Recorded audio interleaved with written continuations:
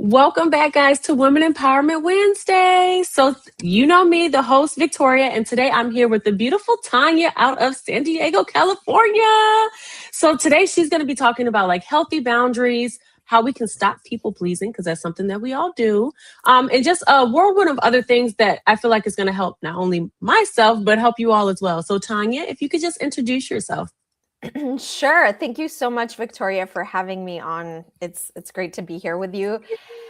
Yeah, excited about this women's empowerment business. Yes, and I'm a licensed marriage and family therapist and a somatic experiencing practitioner, single mother to a 14-year-old boy, Mhm. and yes, currently in San Diego. I've been working in the healing arts for over 20 years. And I've woven in the things that really have worked for me, everything from movement and yoga and, expressive arts, and then Mhm. getting licensed in psychotherapy, Jungian depth psychology, somatic therapy, and so forth. And that's what I get to do nowadays in my life is share these tools with my awesome clients and empower them to set boundaries, speak up, notice the nervous system patterns underneath what has Yes. them be repeating these patterns and help them shift that. And I've written a book called The Power of No. So that's me in a nutshell. Yeah. And I love everything that you do because boundaries is huge. And I really didn't realize how important they were until like I got into my 30s and the power of saying no. Once you guys start saying no, it feels good because you get like your control back and then it stops you from doing something you really just don't want to do, but you would be doing it just to appease someone or like maybe avoid an argument and things like that. So I love everything you're doing. I'm so happy you're helping people because this is something I feel like we struggle with. Um, so, as far as healthy boundaries, what do they actually look like in real life relationships, not just in theory?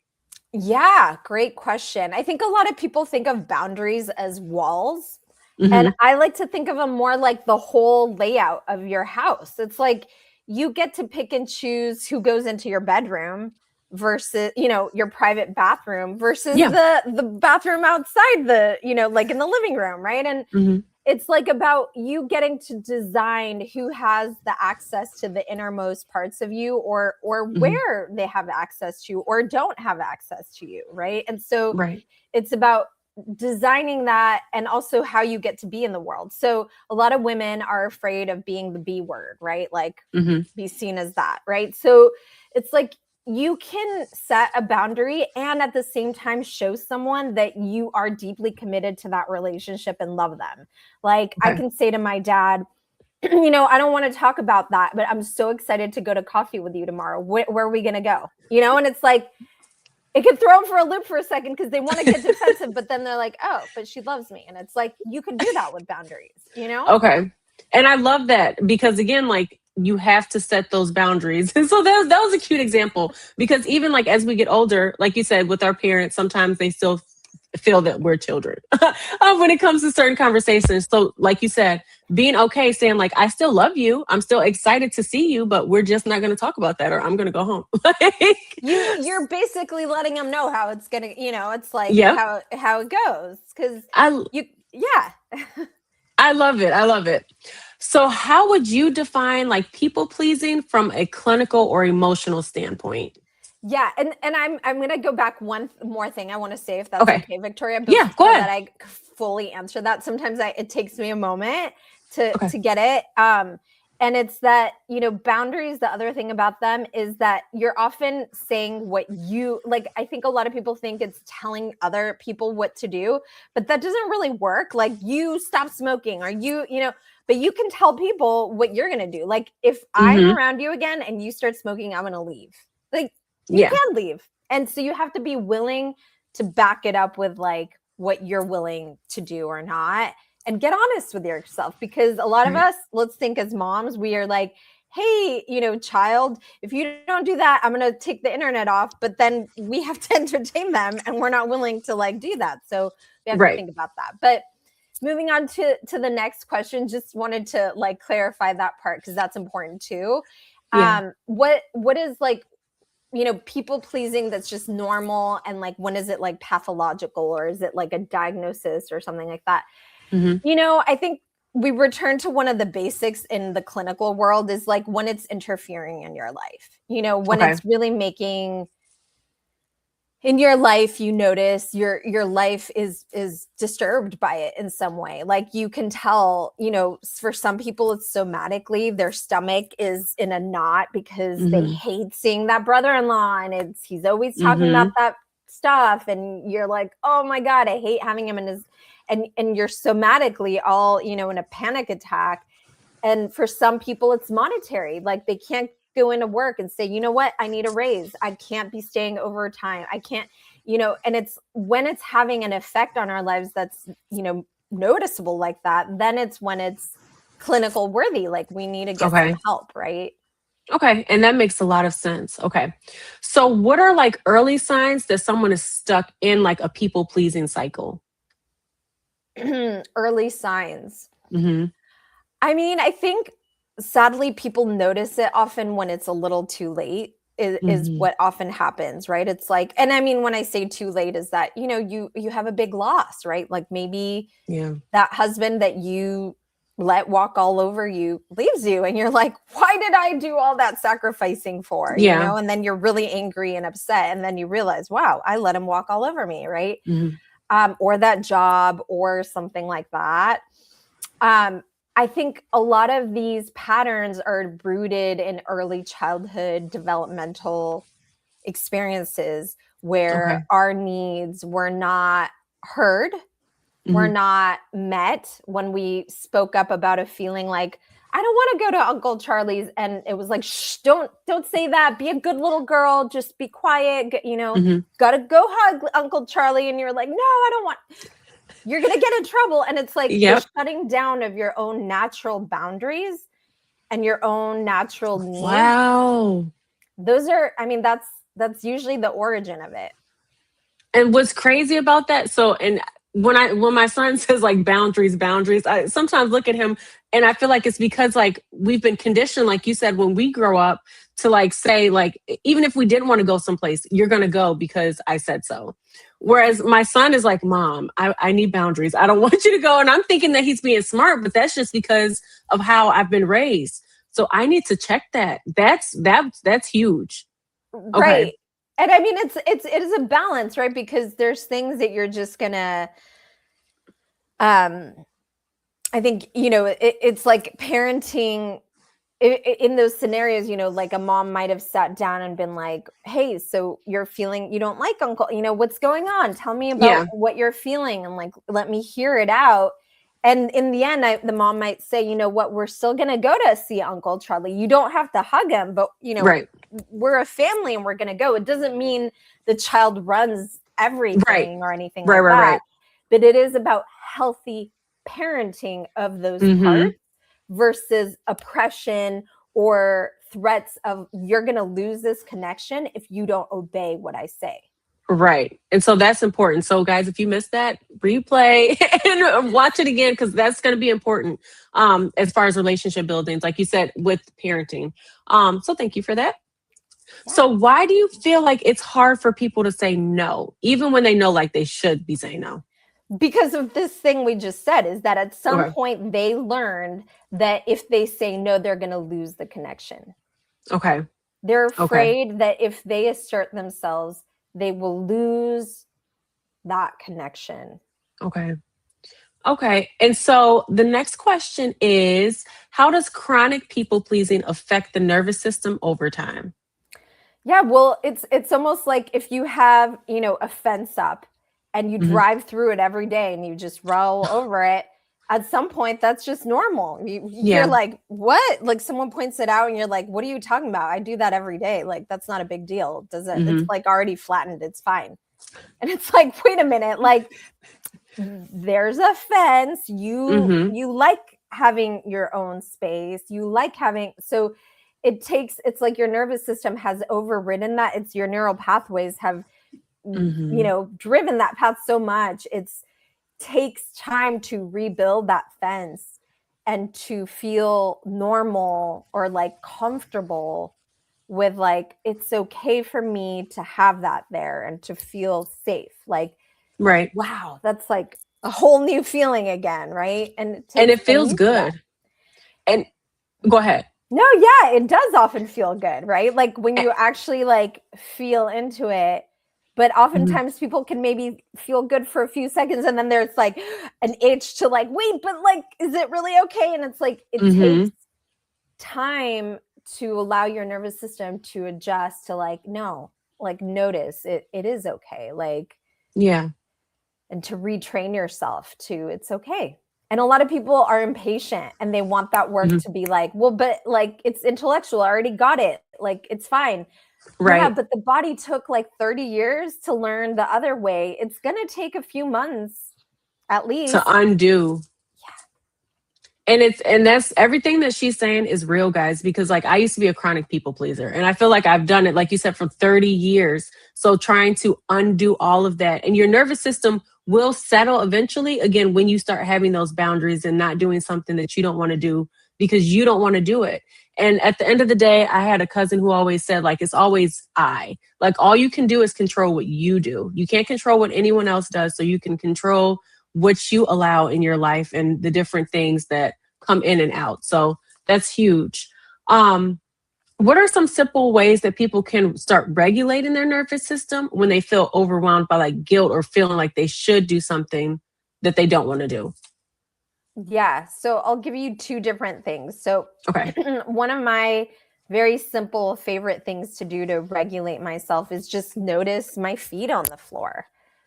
Okay. There's always floor wherever we are usually, right? And noticing the steadiness of it, so much steadier than the mind and our Hmm. emotions, the stability of it, noticing the seat underneath us, because these are like somatic things, right? Hmm. Acknowledging our physiology, like, wow, my stomach feels tight, like my heart's racing. Like, instead of just going with a story like, Jean is gonna hate me, and she's just like slowing down and noticing the Okay. physiology, noticing our surroundings, noticing our relative safety in this moment. Like, door is locked. Actually, it's not. My son forgot to lock it. um, but that kind of thing, and noticing Hmm. like I'm relatively safe right now, and like, look, I'm comfy in my seat, and that. Okay. Um, oh God, and what was the other one? Oh yeah, here's the other one. Is that like a practical tool? Is if you're really scared to say no, tell someone, "Let me get back to you." Hmm. Buys you an immediate little buffer Okay. to give you a little time to do the work, a little distance, get a Yeah. friend, hold, bookend it with someone, be like, I'm going to say no to her and I'm really scared, but I'm going to call you right after I text her and say no. And like, Yeah. just like a little baby step is just start saying, let me get back to you on that. Okay. Okay. And I love that. I love the baby step because, again, for someone who's been doing it for so long, that's like you said, a little segue to, okay, I'm saying pause. Because really, you're saying pause. Like, I'm not giving you an immediate answer. And that's something else I've learned. Like, you don't owe people immediate answers. Like, take your time. Because, again, you have to pay attention to your body. Like, if you start getting anxious before just from someone sending you a text message, guys, because that's happened to me because you don't want to say no. Like it's like you said, ground yourself, feet on the ground, deep breath, and pay attention to what's going on around you in your immediate area. That's important for sure. You want to be able to learn to get comfortable being Hmm. uncomfortable, right? Hmm. It's kind of like pick your heart. Do you want to be uncomfortable your whole life because you couldn't say no and you got walked all over? Or do you want to Right. be uncomfortable because maybe they don't like you as much as they used to?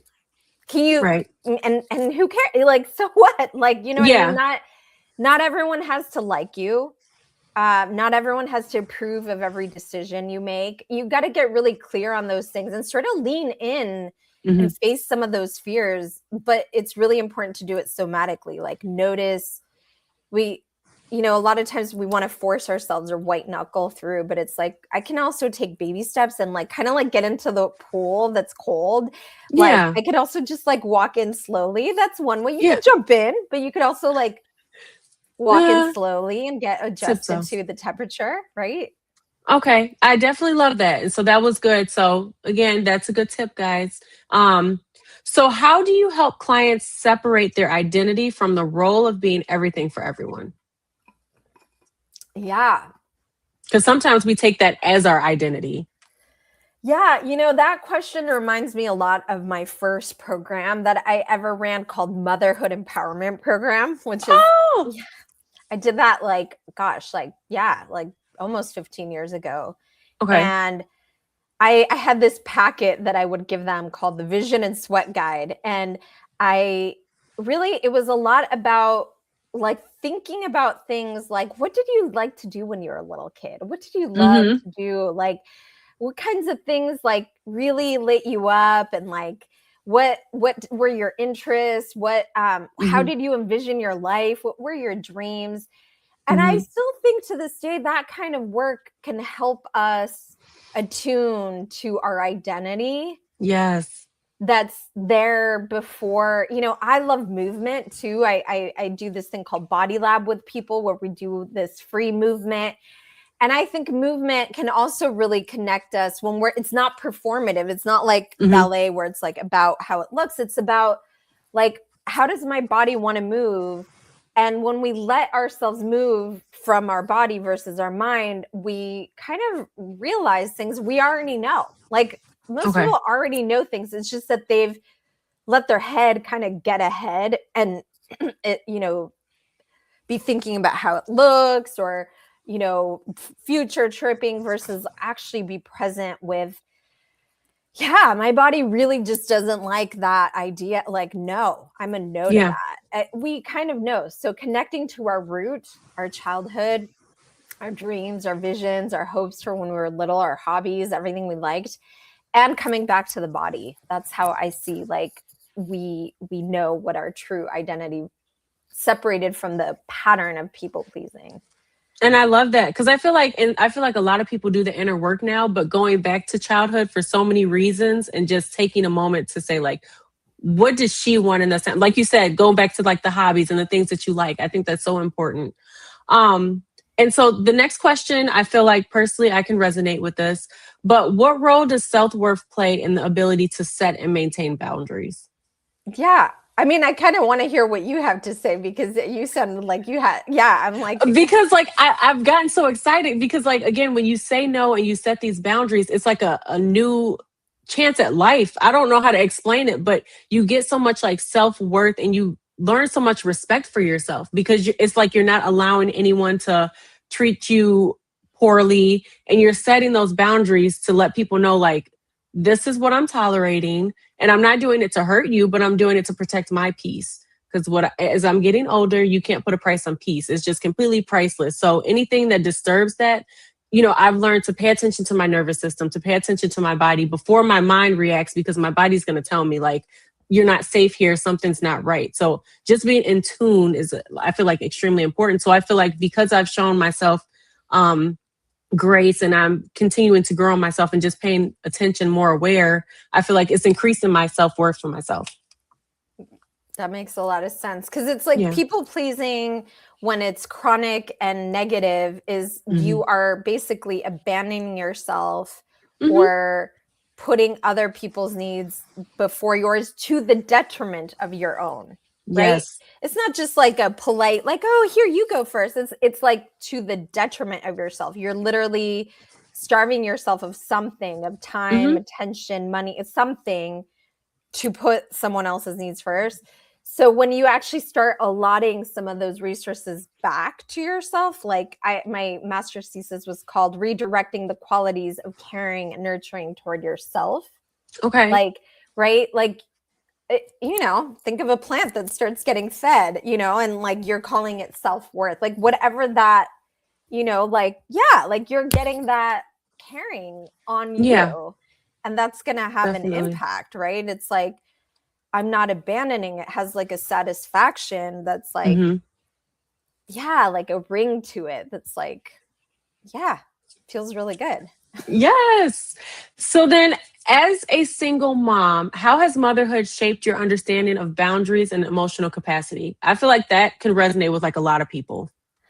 Yeah, well, I'm like, I'm trying to grab my book over here, just because I'm like, this thing is basically my story of that, and how Okay. I stopped chronically people pleasing a lot through my pregnancy.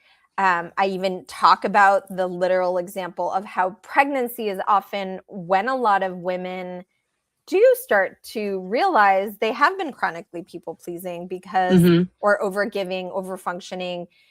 When you're pregnant, your resources are literally physically at their, capacity often, right? Like you're making a baby.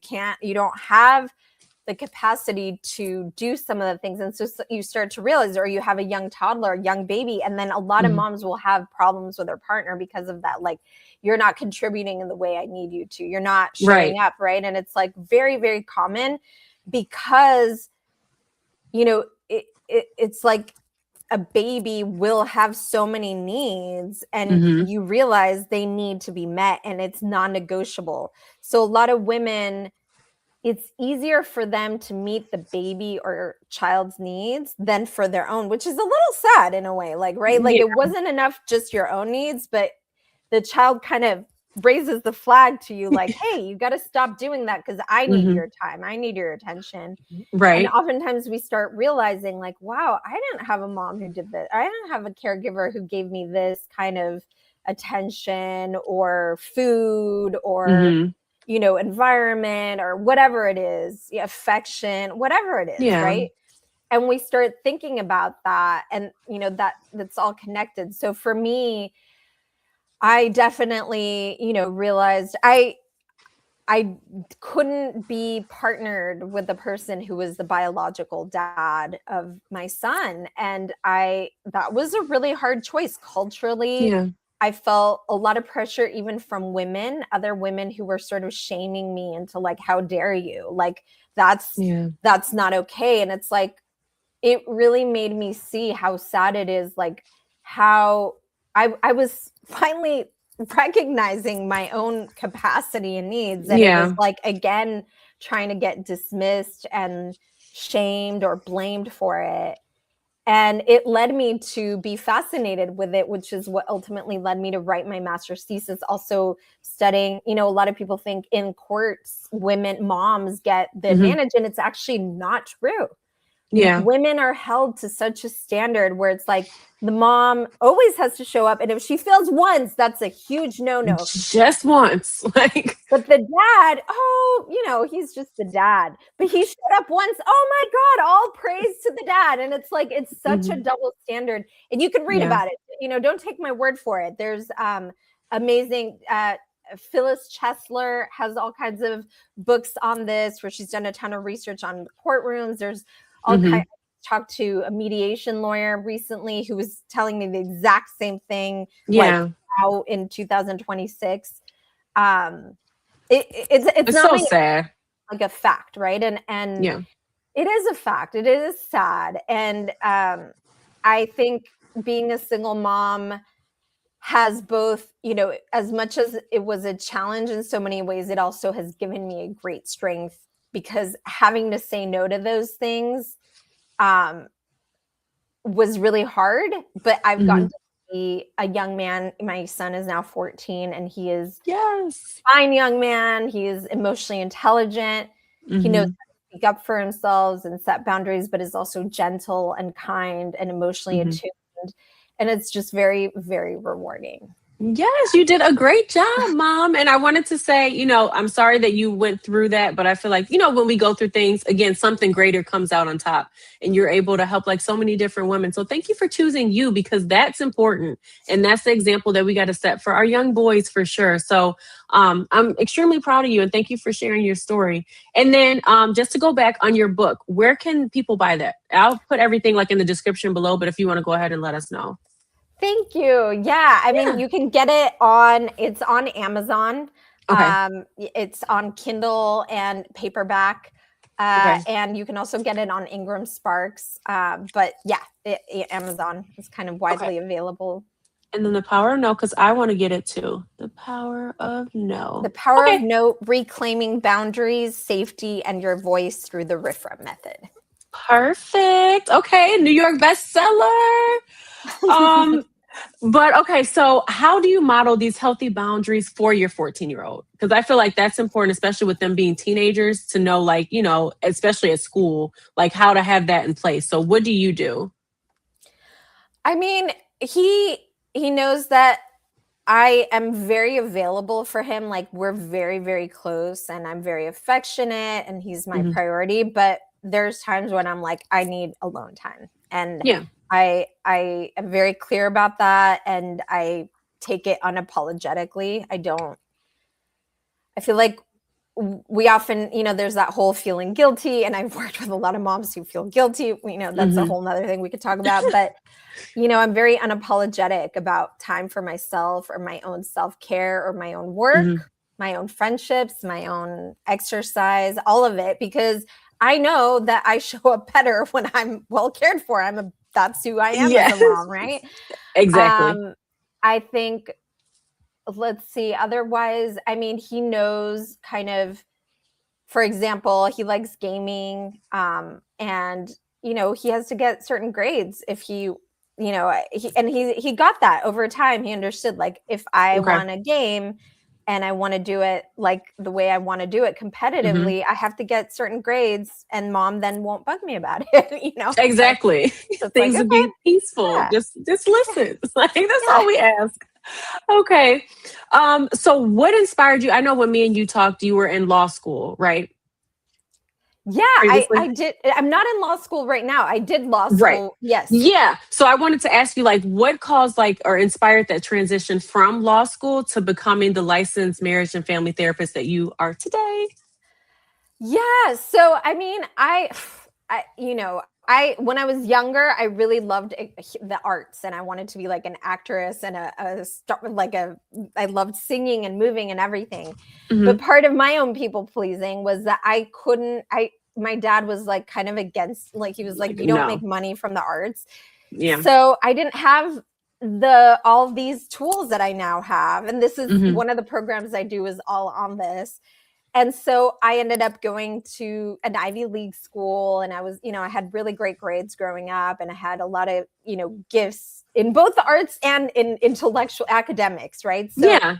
I went to a great school, and then I had a real passion for just helping people and people in general. And I had ties Yeah. back to where I was born, Mexico City. So I went to Mexico City, and I decided I'd be a human rights lawyer and really just use my oratory skills to, like, really put in passionate speeches to, like, help Yes. Indigenous people. And I was in law school 2 years and did work with some cases in the International Court of Human Rights. And then I saw the corruption in Mexico. I had an experience of it that I won't, it takes a little Yeah. while to hear it, but I had an experience of it. And I just decided at that, I was like 21, I was so young. Hmm. And I was just like, I'm going to be so angry all the time, fighting a system that's just so broken. And Yeah. I'd also started getting into the healing arts. And I was like, I'm going to create the world that I do believe in. Like, I'm going to create things that, are of women being powerful, and Hmm. people being equal, and Yes. people, having respect and peaceful dialogues and Yeah. communicating beautifully, instead of fighting against this system that's just hard to fight against. It's funny Yeah. because as I say all that, that just feels as relevant today now. It Yeah. really does. That's what in my head I'm like, yeah. Yeah. Okay. Well, again, thank you for sharing that because I think that's important to let people know, like, again, you said cultural norms and things like that, and our family instill in us that we should go in certain directions because they may feel like that's the job that makes money, the most money, but what's fulfilling for you? Because at the end of the day, you're the only person that has to live with you in your decision. And the last thing you want to do is pour your life into something, schooling, work, into something you're not even passionate about, because it will eventually show through your work when you're working with clients or whoever you're working with that you're just not. You have to be tied to something, and it has to be more than a paycheck. You have to love what you do, and it has to be your passion, and people will feel that. Like, I feel it from you, Tanya. Like, I feel like you, again, you love helping people. You want to put great things out there in the world. And so you found your avenue where you feel like you can be the most resourceful, with all these programs and stuff like that. So I think it's huge. I feel it from you. You know, it's Yes. like and then you get to spend your life talking to other people who are amazing and living, you know, it's like, and growing from them and learning. And it's a Yes. beautiful life. Yeah. And we build like the safe community, which was going to be my last question. What does building a safe community mean to you? And like, how can people begin creating like that in their own lives? Yeah, that's, you know, I will be honest. I think that is a question I'm living into today. Yeah. Sadly, the world is is a little cuckoo for Cocoa Puffs. Little. And you know, I think I ask myself that on the daily on some level, you know. Mhm. I think I love Brene Brown's example of Mhm. what she gave her daughter. Like, people have to earn their marbles in your marble jar. You know, like Mhm. it takes time to notice how people respond to you and act toward you. I think when I was younger, for example, I'd like dive in and jump all in because I wanted Mhm. belonging so bad. And then when I Yeah. would notice, and in relationships too, and then I'd notice something that was off, but I would override it. I'd, you know, Mhm. like, la la la la la la, you Yeah. know, so that I could just stay friends with them and overlook and hide a part of my identity that was not Yes. safe anymore with them. And now that I'm feeling, I'm like a lot more sensitive and protective of my parts Mhm. and my identity. It takes me longer to make, like, you know, these like friends forever. I can be friendly with a lot of people, Yeah, but for I'm sure. kind of like, you know, let's see where this goes. And I think I've stopped making myself wrong for that, because sort of there's this idea like you have to be Instagram, like everyone's my best friend forever, and like, you know, and it's like, well, I think as long as you have a couple good friends that you can be Mhm. yourself with. And I think it's, you know, to answer your question, like, do different parts of me feel safe with this person? Like the Mhm. different identities that I hold, you know, whether it's, you know, all of them, you know, let's not get, It's that's a whole important. big subject, but like um different identities, feeling safe and belonging, and noticing that, and maybe sometimes even Mhm. saying a little something just to see like, how do they react to this comment? Like, Exactly. yeah. Well, I love everything you said, and I'm so appreciative that you were able to come in here because, again, I feel your passion. I know everyone that watches it will be able to feel it too. And so, before we close out, how can the viewers reach out to you if they want, more insight on like your services, your book, or just maybe need to know how to navigate being a mom because that's hard enough as it is. Sure. I mean, I'd love to have them connect with me. I have my website and Instagram are probably where I'm most active. So my website Okay. is tanyadontis.com. It's Tanya. And Okay. then same with Instagram, same handle at Tanya Dontis. Mhm. I have a newsletter. On my Instagram, there's a link tree. You can sign up for my newsletter. I send out weekly little kind of things related to people pleasing, boundaries, all that. And my book. Yeah.